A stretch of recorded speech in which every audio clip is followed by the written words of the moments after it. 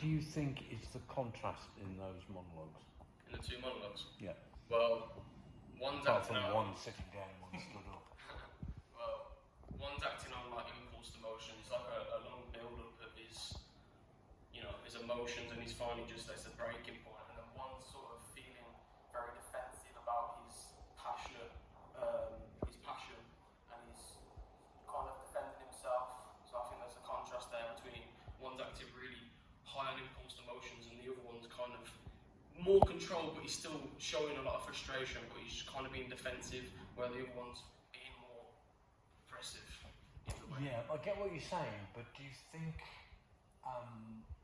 the contrast is significant enough to go, yeah, that's very different? Yeah. Because, for example, both of those, you use an awful lot of very strong hand gestures that were very similar in both.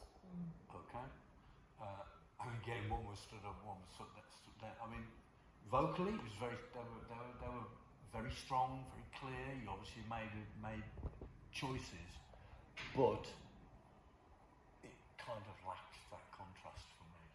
Yeah, it's the first thing I thought. There's lots of really good stuff in there, and separately, we'd be able to get a lot out of it. But if you're thinking about auditioning, you're either going to be typecast because your range is not great in your choice of monologues. It's choice of monologues, or you want to be because you're up for a part that is exactly what this is going on.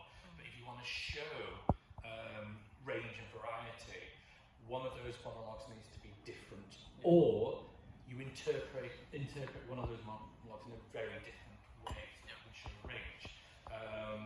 On their own, they're both strong. And if I could just congratulate on one thing that I'm really pleased about is you actually, even though sitting down, you actually connected your legs to your body to the floor. And I know we've talked about that previously, but you nailed it. It was really, really connecting, and it wasn't over the top. It was very subtle. It wasn't where we've been, as you know, which is dead, nothing happening whatsoever. So that was lovely to see. So you certainly got lots of ideas about details and control. It is literally now how are you presenting yourself to the industry. And I would get in your bag a really different, tonally different as well, because for me the voice was pretty much the same, just louder, if that makes sense. Something really different in theme, idea, so that you really can show your versatility. That may take a little bit of a while to find something suitable. It might be comedy or something. I'd like to see you do comedy. Yeah, because you're very, very good at comedy. Can we just try something? Get the chair. I want to go back to that first monologue. Okay. Pillar Man. Okay. Could you try that in a much lighter tone, as if he finds the whole thing quite amusing? Yeah, I'll try. Yeah, let's just try that. I write stories about horrible things. Horrible, dark things. People being killed in horrible ways. Children being hurt in ways that no one should ever imagine. I don't think about these things when I write them. What I think about is what they mean. What we're capable of, what we let happen. So yes, I write about pain. Pain is not the point. The point is... Okay, so very good, but I think structurally you can make a bigger difference between the ideas that you've already got.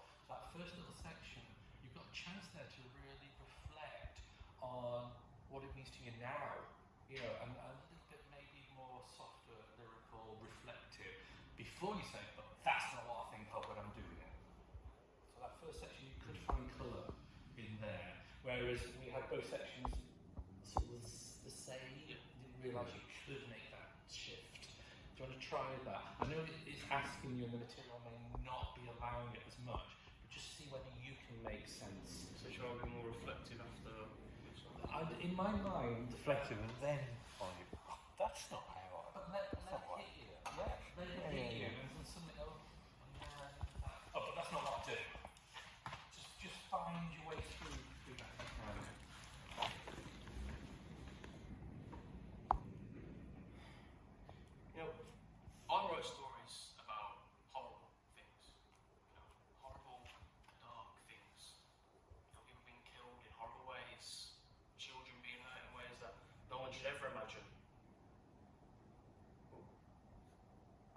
about these things when I write them. What I think about is what they mean, and what we're capable of, what we let happen. So yes, I write about pain, but pain is not the point. The point is the person who feels it, the person who survives, the person who walks away scarred. That's the truth. And I'm not interested in creating some sort of sick thrill. No, what I'm interested in is the aftermath, the emotional wreckage, and how we as human beings deal with it. Good. He's trying to. We didn't quite get to the start I was wanting, but actually there is possibilities here now. If you really can colour that start and really give this as if we're going to go on an emotional journey, guys, here, and then you just pull the rug of the which is, no, it's none of that. And then at this point here now, you get really excited about it, yeah, and you're really going for it, and you're forgetting your audience at that point. So finding surprises and journeys in this, in what's going on, that really sort of, okay, yeah, and it's serious, and maybe you I don't mean this literally, but you know, you take time just to reflect on the hurt that's happened to children and stuff like that, and you know, we're almost like in an AA meeting and stuff. And you're like, that's not what I do. What I do is this. And it's sort of really, Yeah, and actually, it works. That lighter tone, Yeah. and it's much nicer. It's much more engaging. Yeah. also therefore means if you nail this and work on this, you do have a contrasting piece. Yeah. Does that make sense? Yes. It's worth thinking And seriously if about. and even if the thing wasn't originally written with that set, that doesn't matter because it's your interpretation. That's important. That's why you don't bother watching anybody else's videos on what they've done. So Because that's definitely that's play their with it. choice, not yours. Yeah. Do it, 500 ways wrong just to see what range you've got. But I recommend a nice starting point is what I've just said, which is, almost like an AA meeting that it's like that, and then rug pulled under them. No! Yeah. And Yeah. then you go absurdist on the enjoyment you're getting out of this. Yeah, and it actually starts being funny. Yeah. Yeah, so Yeah. possibilities.